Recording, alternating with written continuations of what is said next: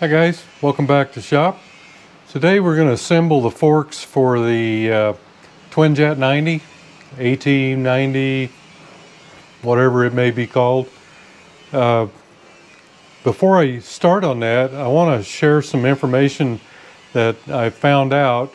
It's just purely by what I see. I have no facts, but I think whoever crashed this thing was hurt very bad, and let me show you why. Okay, here's the original triple tree that came on this bike, and if you'll notice right here, the stop is completely severed. It's completely gone. I picked up one for a YL100, which is the American import model, and it's got everything intact, and it appears to be the same. Let me get the gas tank up here and show you what else. As you may recall, it looked like it had been hit pretty bad. The forks come completely over and hit the tank, and that makes sense about the broken off limit tab there. So it kicked all the way around like this, and this is where the forks ended up. And you know, the really sad thing about this tank is it is as clean on the inside as the day it come off the showroom floor. But this is going to cause, I can't afford to have this thing chromed, and I think it would take a lot of work to get it that way. All I know is you would probably have to pull all this and make it right, and you've got to do it with metal. You can't put plastic filler or anything in there. So I just don't know what would be involved as far as re-chroming it.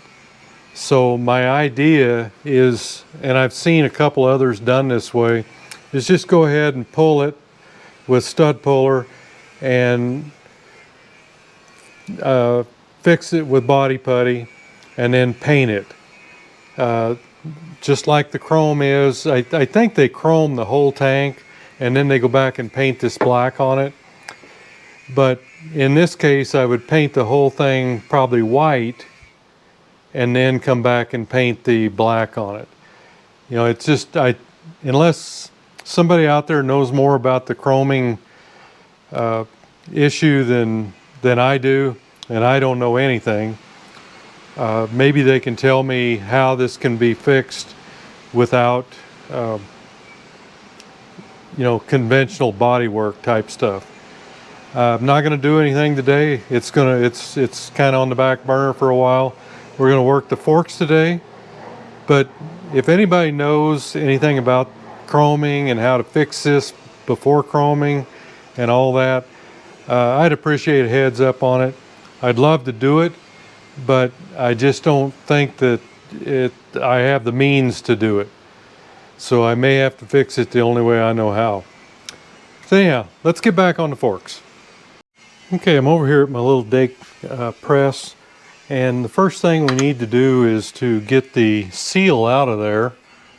I got, like I said before, I got new seals from Yamaha, and what I did was I turned out a piece of aluminum here that would just fit in there, and that way it pushes against the seal here and hopefully is going to push it out. I'm just going to be able to push it down to, I think I'll put this underneath it to kind of protect it. Just push it down until it's flush, and then I'm going to have to kind of dig it out. All right. See, that's pushed it up here, and I think at this point I'll just take a plastic hammer and finish driving this out if I can. Let's try that.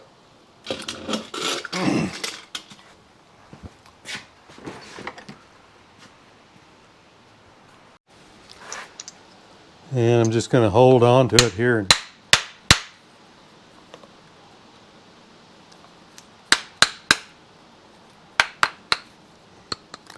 It's pretty close. You have to make that. so that it's really close in order to get, oh, I think the spring has popped up out of there.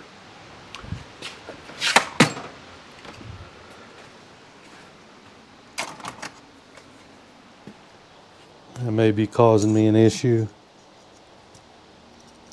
Yeah, a little spring.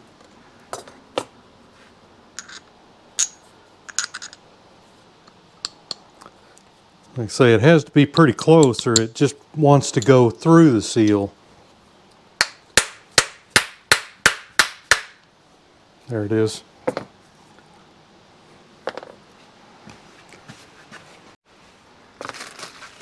Alright, next thing we need to do, I got the other one out off camera there.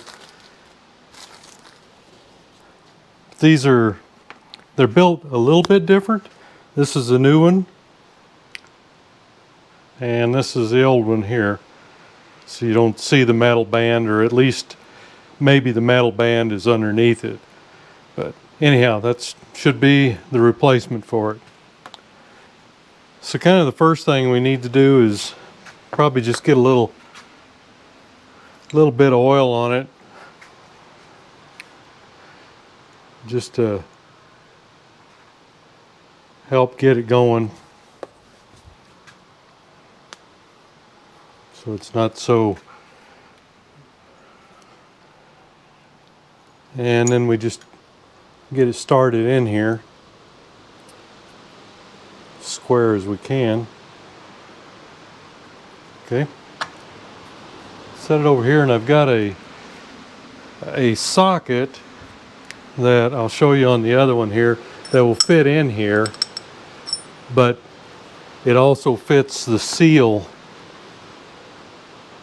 pretty close to the outside, and that's what you want. So that's what we're going to try to do, is to push that on in there now. And I've got a little plate underneath here with a piece of inner tube on it to kind of protect the bottom. Okay, I think that went right in. Yep, looks good. Went all the way down.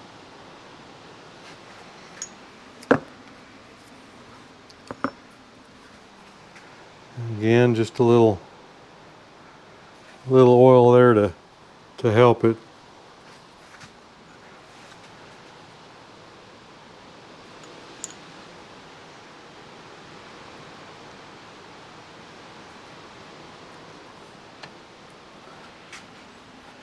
And you could do this with a hydraulic press also, but it's pretty easy, so it's not something that requires a lot of pressure.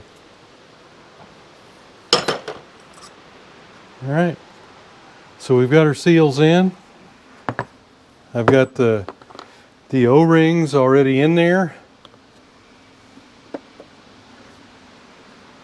and in this case I didn't have any new ones, so I'm just going to have to reuse the ones that are in there. And again, on those, you just want to make sure that they have a little oil so they can slip over the end of the tube.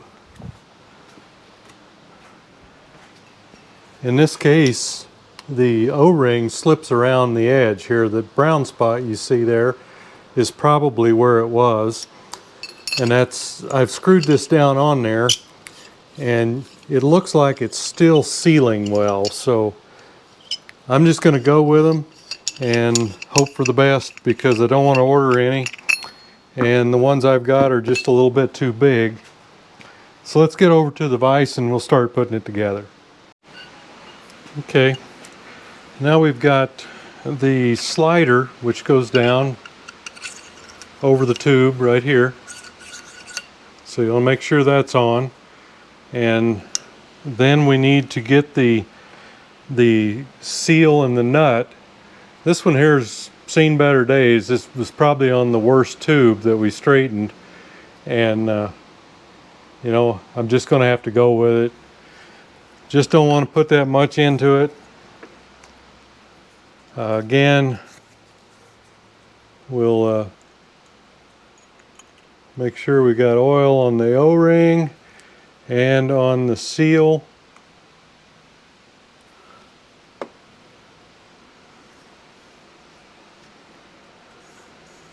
And those threads actually in there is a good thing to have that also. So first thing we've got to do is we've got it to slip down over the top of the tube here, and you want to do that so that you don't tear the top on this little ridge right here. You just kind of work it and it goes right on. And again, just I'm going to put a little oil there and a little on the slider.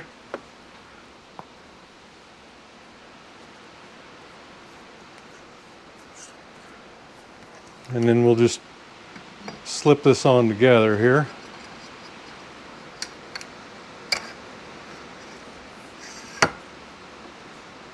Run this all the way down and then start tightening it up.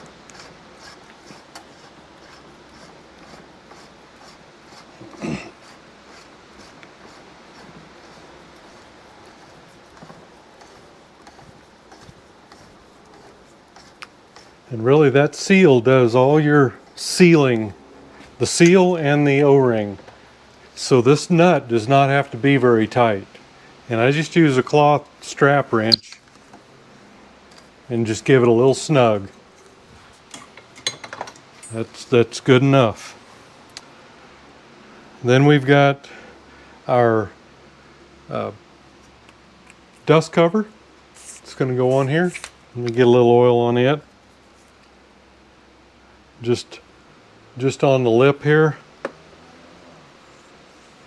And in this case I'm reusing the old ones. They seem like they're in pretty good shape.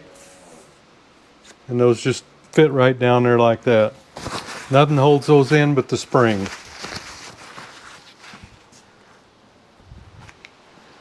On the US import model, these springs would be chrome and they would be external. On the AT 2, 3, whatever it is, the Asian model, it's got the full spring covers, and they're over getting painted right now, or they're painted and drying. So we'll wait a little bit on that. And really the next thing we need to do here is just put the oil in, and I'll go ahead and do that through the top. And in this case, I'm just going to use some Maxima, and it's 20 weight. It's regular fork oil. I don't have a book, but I understand after a little research that it takes 130 cc's or 4.4 ounces per leg. So I'll use my ratio right here. Let me just get you over here so I don't have to hold everything.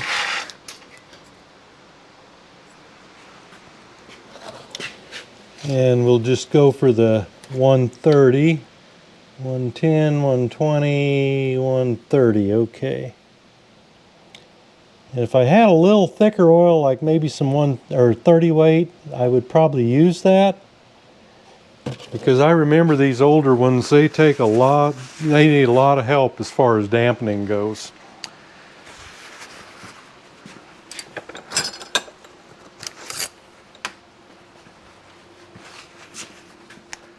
And I'm not going to probably show this whole thing because it's a very small hole, and it's probably going to take a little while for all that to go down. That seems to be going pretty good.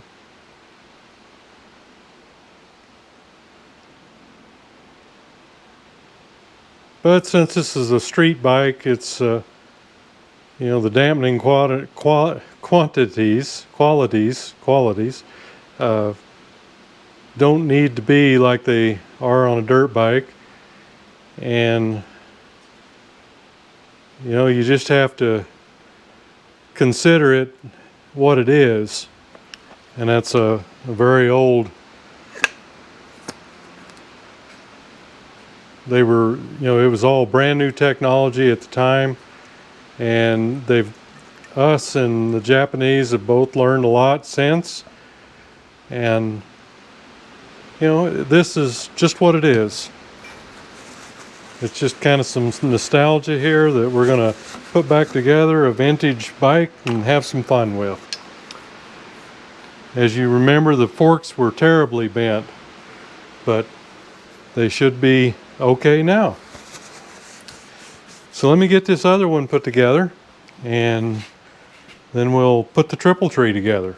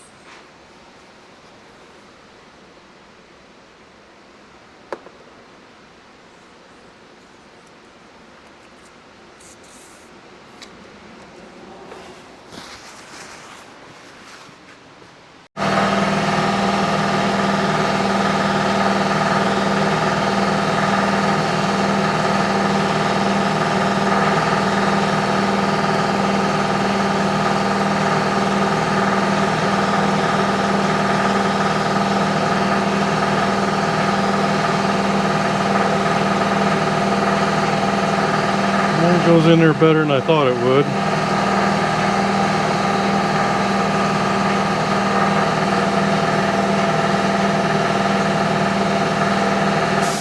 Suppose you could put it in before you assemble it, just put it in the lower leg. But usually when I do that, I end up with a mess. So I've got a mess this way too. Alright guys, there's absolutely no reason why something should be as difficult as this.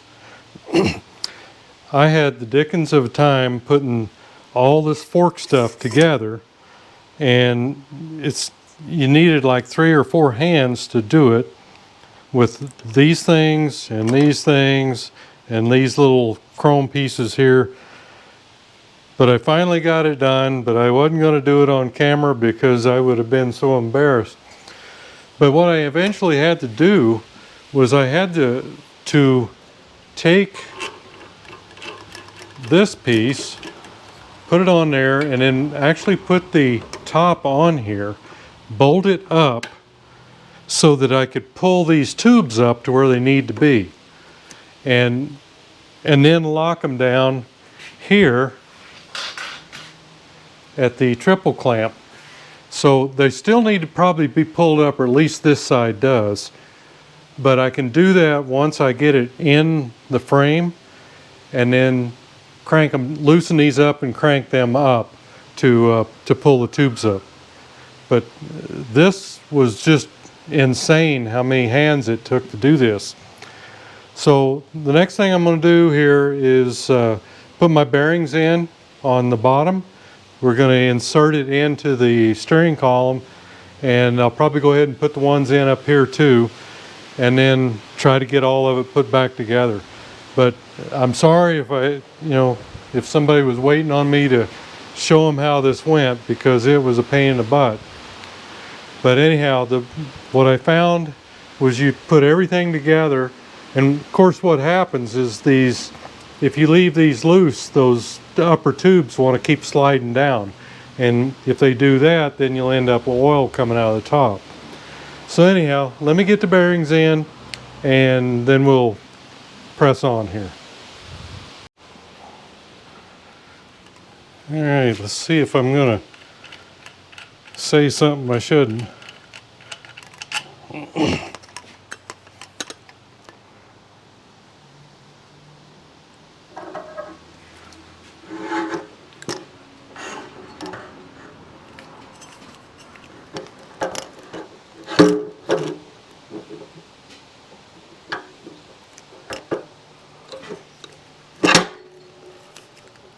Well, I think we made it.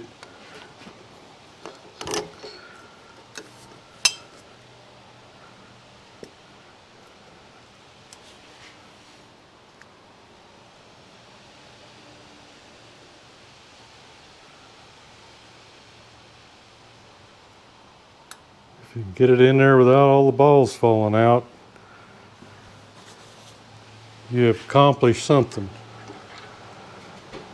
All right. I think everything's still there. Let me get kind of cleaned up here. Okay. Hopefully I can kind of clean this up afterwards, but you get this stringy grease everywhere.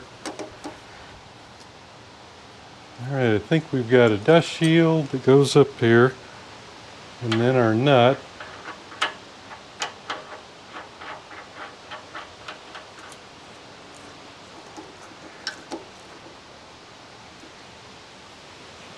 You get a wrench to tighten that with. All right, this doesn't have to be very tight, but it needs to be snugged up. Just use a spanner if you got one. That's what this is. And that should be good. Now, and you want to make sure that you've got your lug right on the right side for your brake. Your brakes is going to go right there, and then of course the fenders are going to bolt in there. And believe it or not, this goes to the front. That's how we've got it. So let's go ahead and get this up.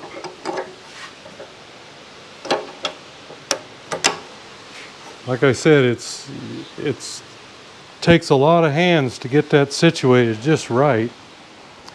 Now we've got these little rubber O-ring type deals that go in the very top of the fork legs there. That's supposed to keep the oil from leaking out when you compress the forks, I guess. And then we'll put the bolts in the top.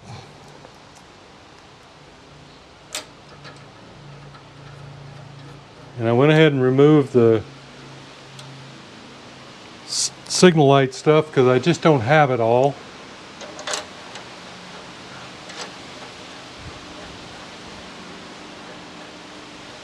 And yes, I did go ahead and paint the frame.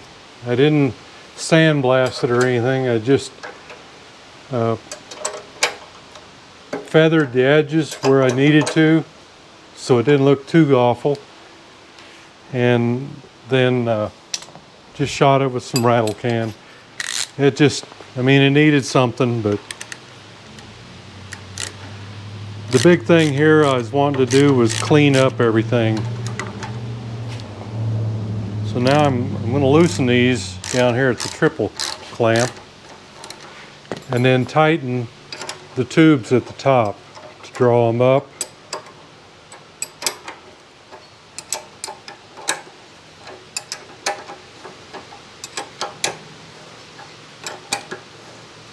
And hope they don't turn on me.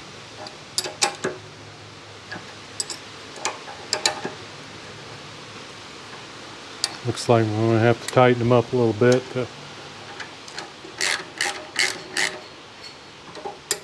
so it won't spin on me.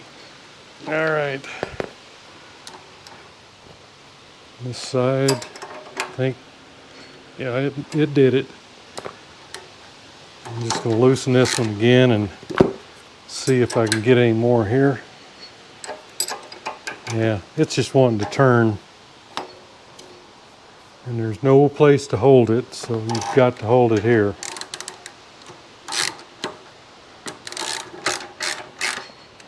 Like I say, for something as small and old as this, it is really complicated.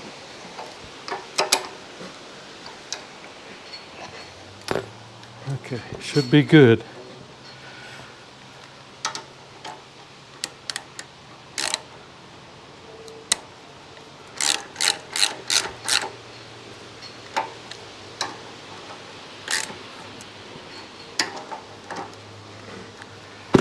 the Twin Jet 100 that was imported into this country would have had chrome springs, and they would not have had any covering over them. This is some of the early 50s, 60s, 80 type CC models would have had these. Matter of fact, I think I had a Campus 60 that had these on it. Don't believe I ever had the forks off though. All right, so we've got that kind of taken care of there. I'm going to go ahead and put the clamps up here. There's a kind of a special way the clamps go in too. I was just going to show you. There's see this recessed area right here? That goes, they face each other in the middle. I'm not real sure what that does. We will find out later, but that's how it come off. It may have something to do with the cabling coming out of the handlebars there.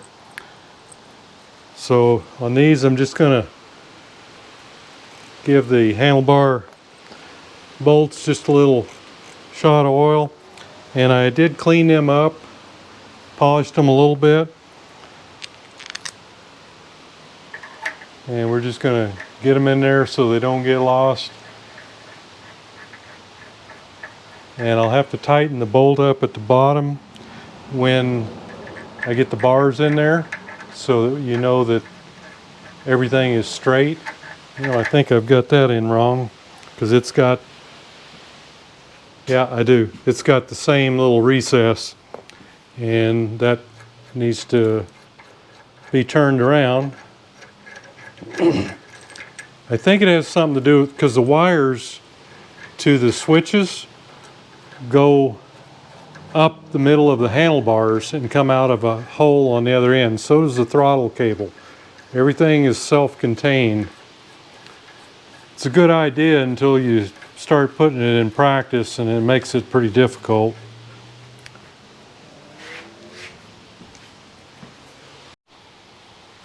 Okay, as I had that off, I went ahead and took the pin that is actually, it goes through the center stand and goes over, and that's where the brake pedal hooks onto. And remember, it was bent, so I put it in the press and straightened it out. Had to drive it out, and it should go right in now. We'll put a little grease on that.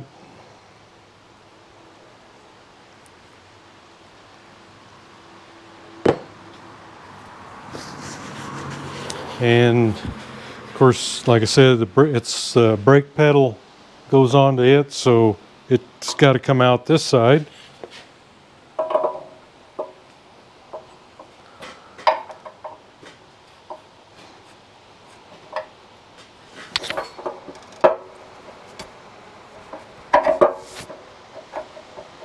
I got a little paint on it.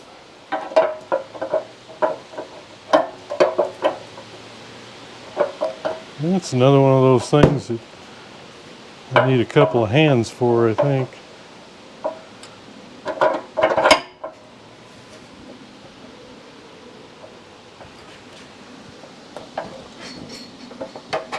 There.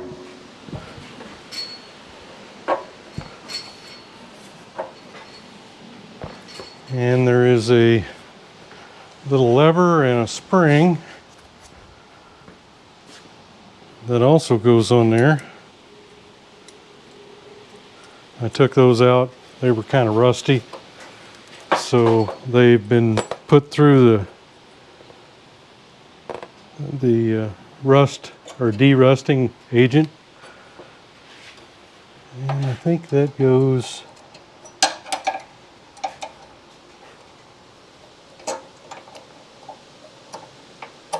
in there.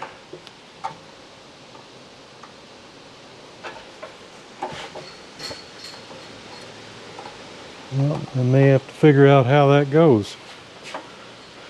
This can't change, so this here has got to.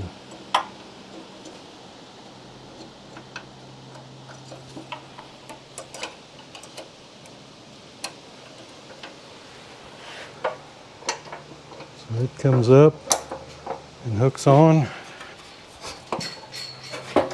Whoops. Story of my life.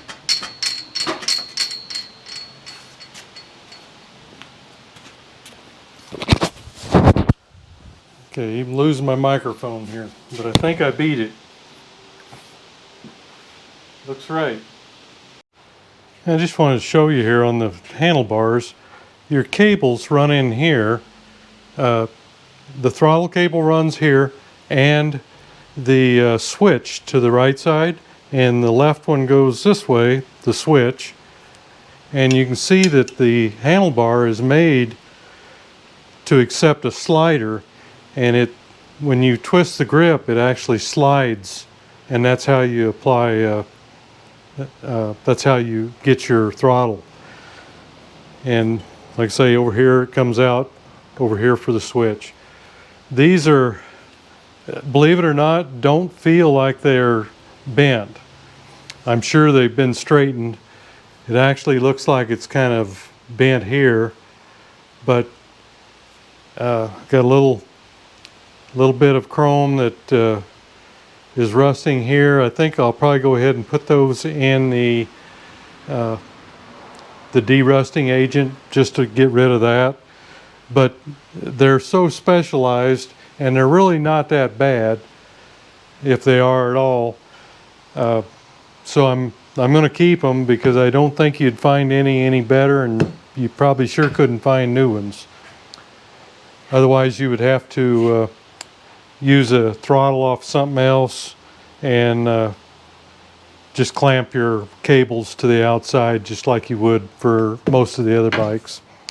Anyhow, that's kind of an update on that, and I think we're just going to keep those. So there you have the frame kind of put back together, and like I say, I just rattle canned it, got it cleaned up and painted where it needed. Well, I just painted it everywhere. I was just going to do it down here and around, but it looks so good and the rest of it looks so bad. I just went ahead and did it. So this is pretty much it for the frame.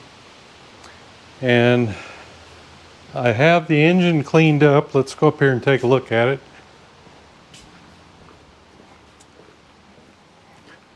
I'm going to see, I don't know whether the Twinjet 100 gaskets are going to fit this or not. I would like to pull it apart, and if push comes to shove, I can make base gaskets, and usually these are copper gaskets up here, and if that's the case, you can anneal those and reuse them.